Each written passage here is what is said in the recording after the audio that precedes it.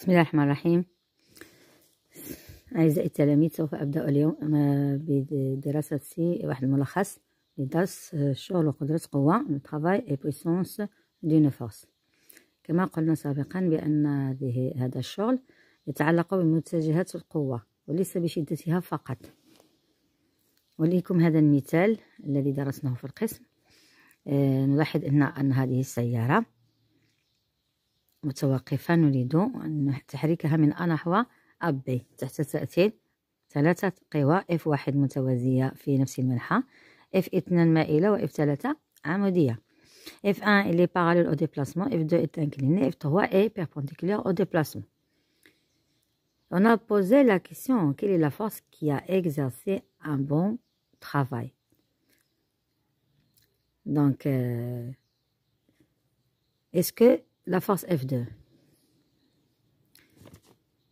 la force qui a exercé un bon travail, c'est la force F1 parce qu'il est parallèle au déplacement et il est dirigé dans le même sens. F3, il est perpendiculaire au déplacement et n'exerce aucun travail. Donc, on conclut que le travail va dépendre de vecteur force. يعني الشغل سوف يتعلق بالمتجهات ديال القوة وليس شدتها فقط.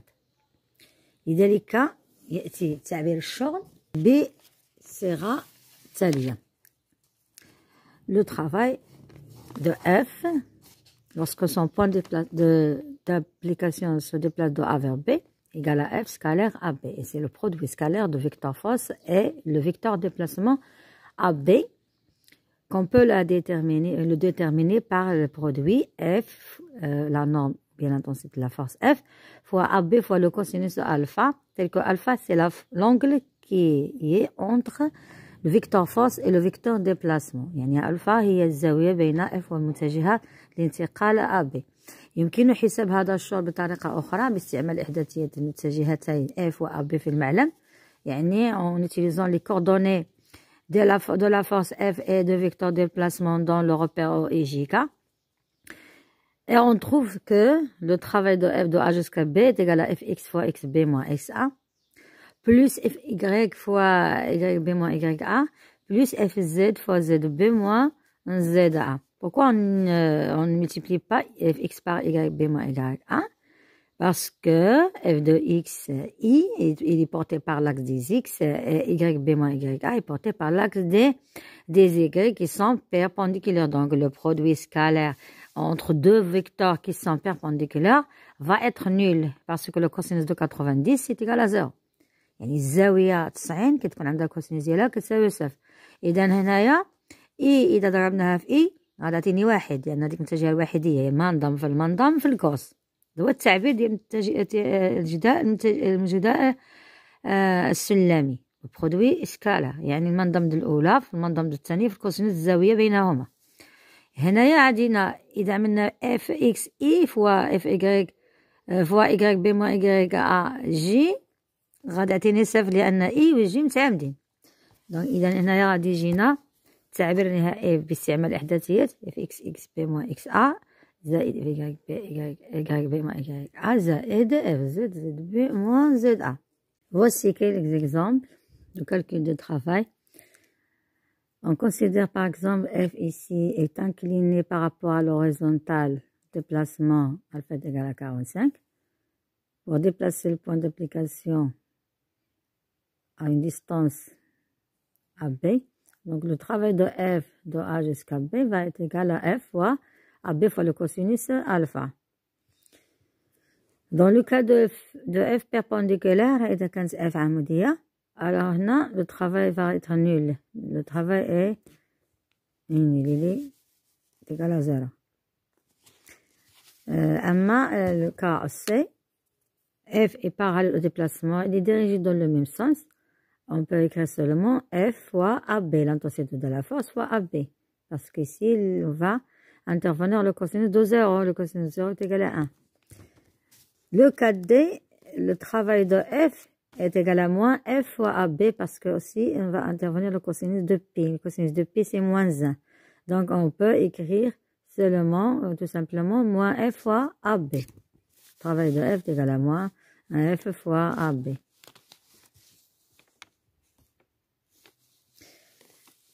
Quatrième cas, F est incliné par rapport à l'horizontale dans le sens contraire de déplacement.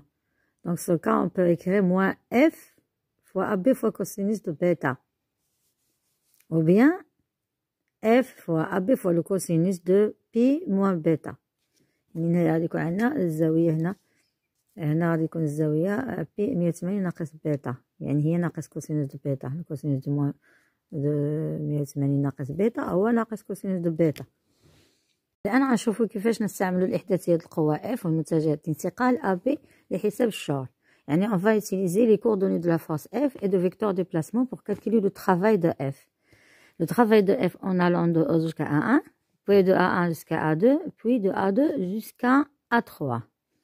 Pour déterminer ces travaux, il faut d'abord exprimer les coordonnées des points considérés. Par exemple, le point O. Le point O, les coordonnées ديالها هي 0 0. يعني هي عندها x ديالها 0 y ديالها 0. إذن هذاك هو لو بوان أو. بالنسبة ل F عطيتها 10 نيوتن. هنايا إلي باغاليل à l'axe des x، دونك كاينة غير اف اكس. اف اكس هي اللي غتكون عندنا 10 و اف إيكغيك غتكون 0.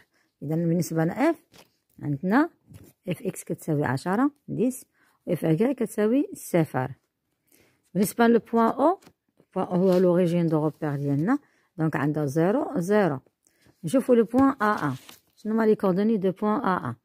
إذن كان بوان A عندها x est égal à 6 و y est égal à 6. دونك هنا نكتبهم بحال هكذا 6 6 6 6. شوفوا لو بوان A2. لو بوان A2 عندها 10 وعندها 6 10 و 6. غنكتبو لو بوان A2 عندها 10 وعندها 6. لو بوان A3 عندها 10 وعندها 0، ما عندهاش y، يعني هنا y ديالها كتساوي 0. إذن لو بوان A3 عندها 10 وعندها 0. غادي نشوفو دابا لو travail de O jusqu'à A1. travail de F نالون de O jusqu'à A1. ها كيفاش غنكتبوها؟ غنكتبو لو travail de F de O jusqu'à A1 égal à F scalaire O A1.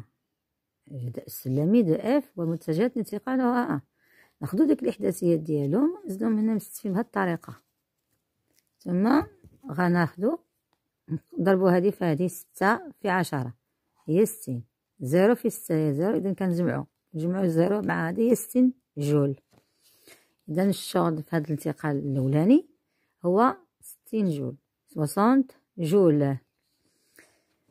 نشوفو الآن الثانية، الشغل ديال من A1 إلى A2. هنا يمكن نديرو غير اف مضروبة في المسافة A1 A2. المسافة A1 A2 هي 10 ناقص 6 هي 4. إذن 4 في 10 يعني 40 جولا. ويمكننا نستعمل الإحداثيات كما قلت. وغادي نشوف الإحداثيات ديال A1 A2 ونضربوها في F غنجبرو نفس الطريقة. travail de F de A1 jusqu'à A2 égal à F scalaire A1 A2. F هي 10 0 و A1 A2 كما قلت عندها 4 في إكس وعندها 0. وثم نضربو لي زيكس مع بعضياتهم و لي زيكغيك مع بعضياتهم ونجمعو كتجينا 40 جول. Troisième cas. Le travail de F lorsque son point d'application se déplace de A2 jusqu'à A3 va être nul ici. علاش؟ لأن هذه متعامدة مع هذا الشرطة هذه، مع هذا المسار تراجيكتوار لا تراجيكتوار. يمكننا نقولوها 0 مباشرة أو لا نعملو الإحداثيات. إذا نعملو الإحداثيات نشوفو الإحداثيات ديال A2 A3. غادي نشوفو هنايا A2 A3 غنديرو هادي ناقص هادي هي 0 0 ناقص 6 هي ناقص 6. إذن غنجينا عندنا هنايا 0 هنا وعندنا ناقص 6 هادو فيكتور ديبلاسمون. ثم لا فورس عندنا 10 وعندها 0 هكا. إذن غادي نقولو هنا هاد لو طرافاي دو اف de A2 jusqu'à A3 غيساوي هاد الجداء هذا. إذن 10 في 0 0 0 في ناقص 6 0 كتجي 0. يعني إما نديرو هكذا أو لا غير نكتفيو بالملاحظة ديال هاد. Calculons maintenant le travail de F si le corps se déplace de O jusqu'à A3 suivant l'axe des X. Dans ce cas, l'axe des X au A3, la distance c'est 10.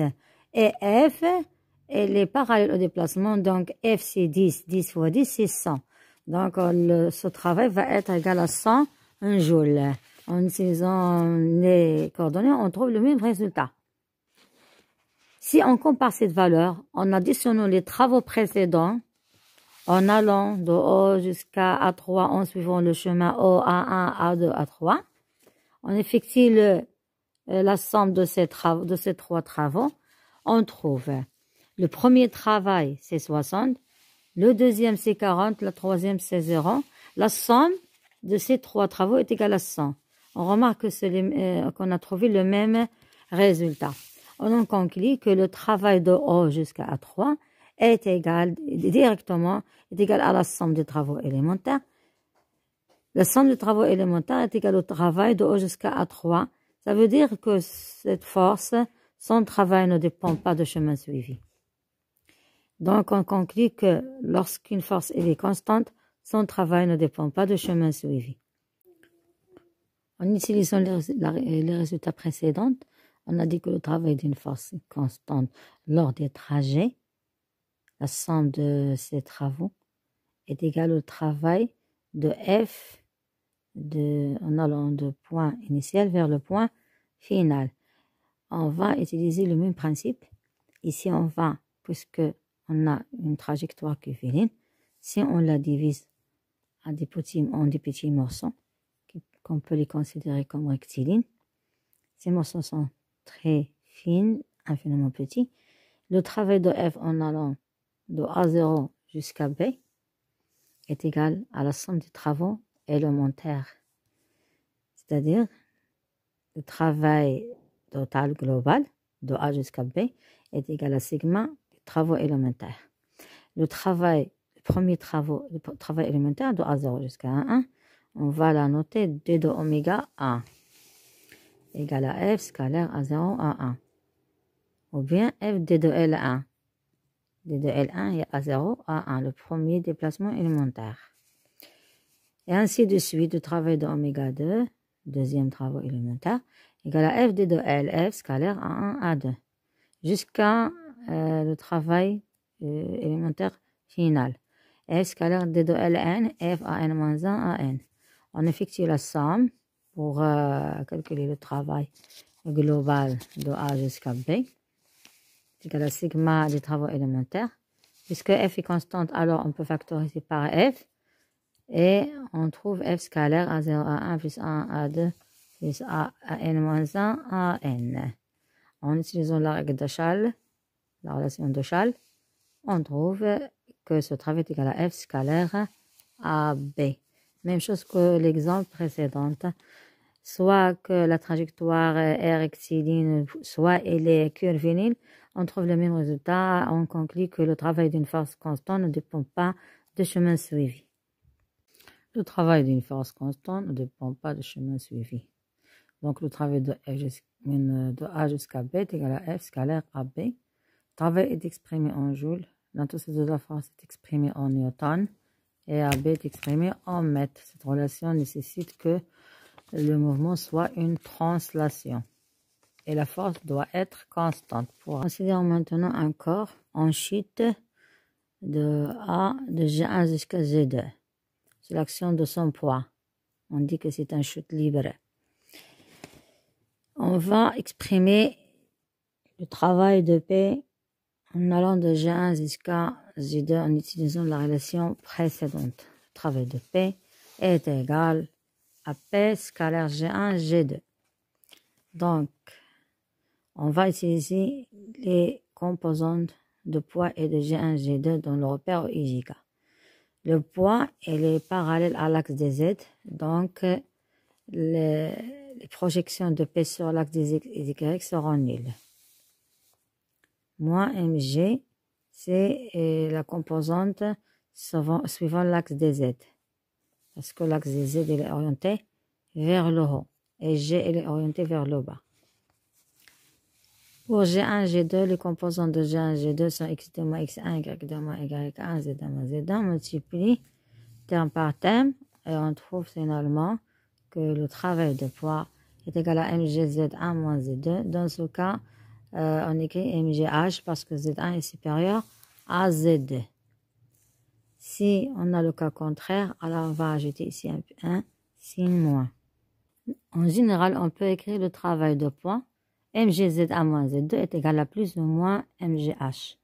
Dans le cas où le corps monte, alors le travail de poids il est dit résistant, donc il sera négatif. Si le corps descend, alors le travail de poids il est positif, il est moteur, on écrit un signe plus, il est positif. Si le point G1 de la position initiale et la position finale se trouvent dans le même plan horizontal, alors Z1 va être égal à Z2, donc le travail de poids va être nul. C'est évident parce que le poids va être perpendiculaire au vecteur déplacement G1, G2.